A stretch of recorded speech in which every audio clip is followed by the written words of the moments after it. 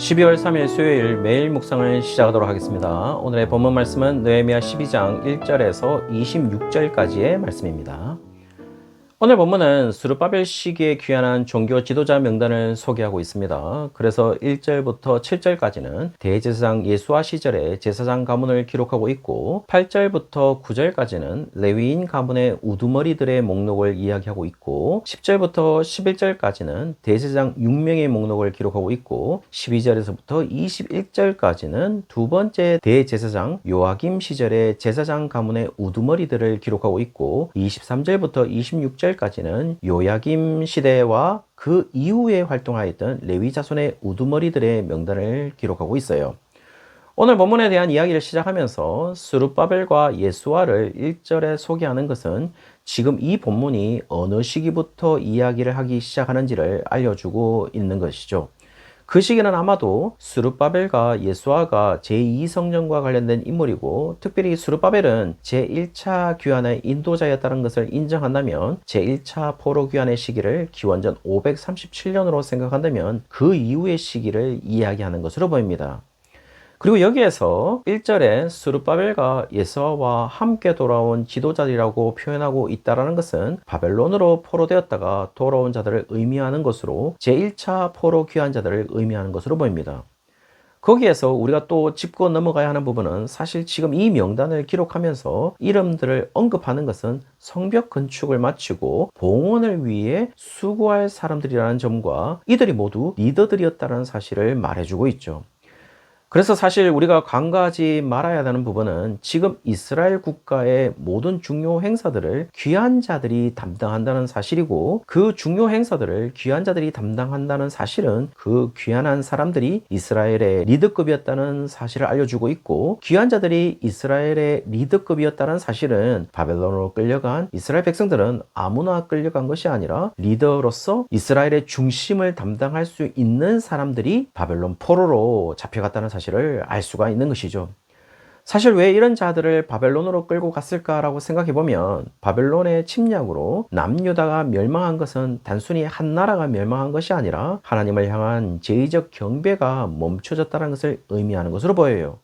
왜냐하면 성전이 파괴되었으니까요. 그리고 그들은 이제 예루살렘으로 돌아올 수 없다는 점도 있지만 설령 예루살렘으로 돌아와도 성전이 없으므로 하나님을 향한 제의를 드릴 수 없는 하나님을 향한 모든 것들이 정지된 상태에 있었다고 해도 과언이 아닌 것이죠. 적어도 마지막 포로되었던 남유다가 멸망을 하고 바벨론으로 포로되어 갔던 기원전 586년에서 제1차 포로기한을 한 후 성전을 짓기 시작하고 제2성전을 완공한 기원전 515년까지는 약 70년간 성전 제의를 드릴 수가 없었다는 것을 의미하고 있어요. 그리고 그 기간 동안 제사장과 레위지파 사람들은 무직으로 있을 수밖에 없는 것이겠죠. 그런데 오늘 제사장과 레위의 명단을 기록한다는 것은 하나님이 귀환한 하나님의 백성들에게 무엇을 회복하기를 원하는지를 정확하게 이야기하는 것으로 보여요. 무엇을 회복하기 원하신 것일까요? 바로 성전의 제의가 아니겠습니까? 성전의 제의를 통해서 하나님을 향한 경배가 멈춰지지 않기를 원하는 것이 아닐까요? 그런 의미를 정확하게 오늘 본문에서도 표시하고 있는데요.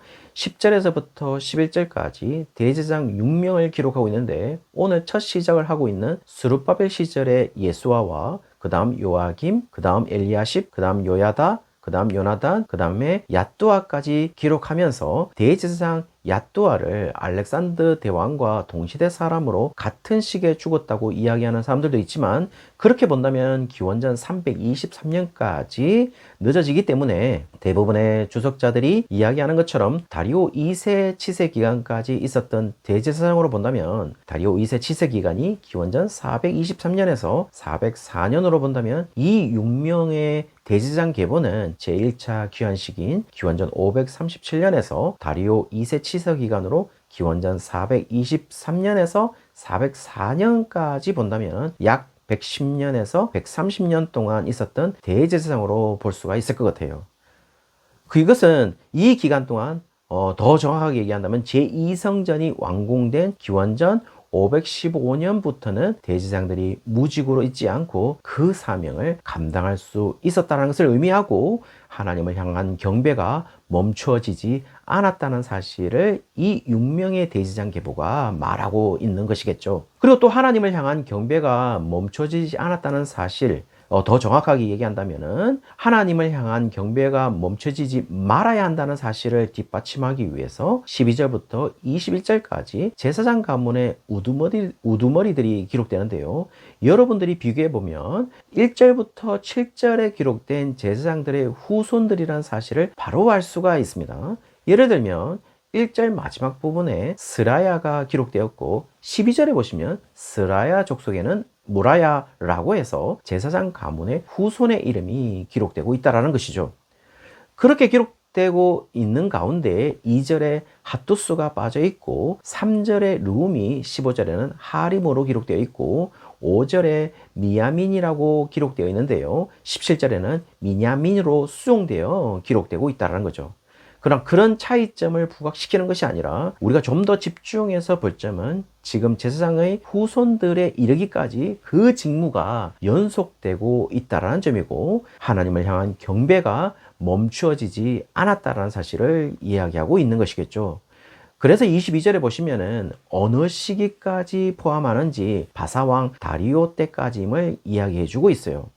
여기서 다리오 왕은 앞에 언급한 것처럼 다리오 2세를 말하는 것으로 보이고 치세기간은 이미 언급한 대로 기원전 423년에서 404년까지로 본다면 제사장 가문의 후손을 언급하면서 제사장의 직무의 계속성과 연속성을 언급하고 있기 때문에 단순히 하나님을 향한 경배가 멈추어지지 않았다는 것을 이야기하는 것이 아니라 하나님을 향한 예배와 경배의 제의식이 멈추어지지 말아야 한다는 사실을 강조하고 있는 것으로 보여요. 따라서 하나님께서 왜 제사장과 레위 가문을 먼저 귀한 자들 속에 두었는지를 알 수 있는 대목이겠죠. 귀한 자들을 통해서 이스라엘이 가장 먼저 회복해야 하는 것이 무엇인지를 정확하게 알려주기 위해서 제사장들과 레위 가문들을 최우선으로 귀한 자들의 명단에 넣은 것이 아닐까요?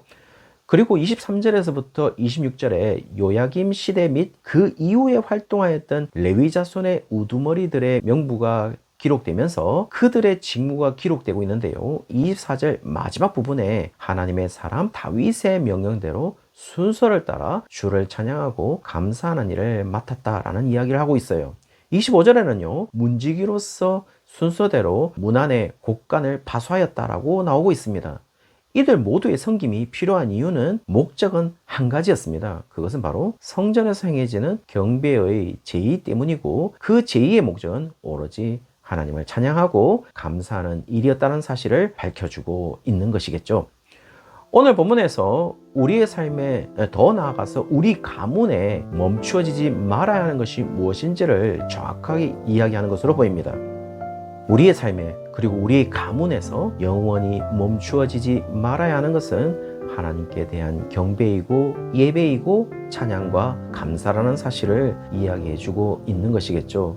그리고 좀 더 좁게 생각한다면 우리의 모든 공식적인 예배 속에 반드시 있어야 하는 것은 하나님께 대한 예배와 찬양과 감사라는 사실을 이야기하고 있습니다.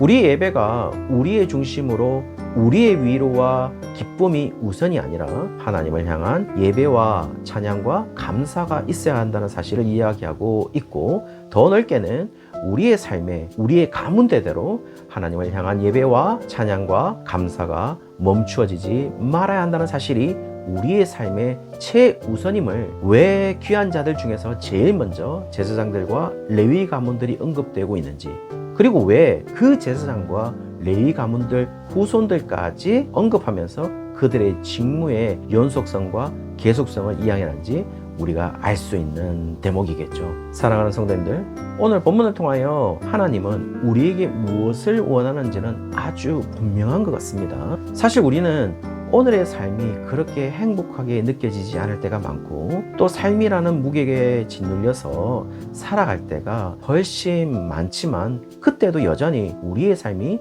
단순히 세상적으로 평가된 삶을 사는 것이 아니라 하나님을 향한 예배와 찬양과 감사로 물들여진 삶을 살아가고 있는 것이겠죠. 왜냐하면 우리의 삶은 단순한 인간의 삶이 아니라 하나님의 백성의 삶이고 하나님의 자녀의 삶이기 때문인 것이겠죠. 그래서 여러분의 삶이 가치 있고 의미 있는 삶인 것입니다. 그런 삶을 살고 있다는 사실을 잊지 않고 오늘을 살아가는 우리 성도님들 되시기를 주의 이름으로 축원합니다.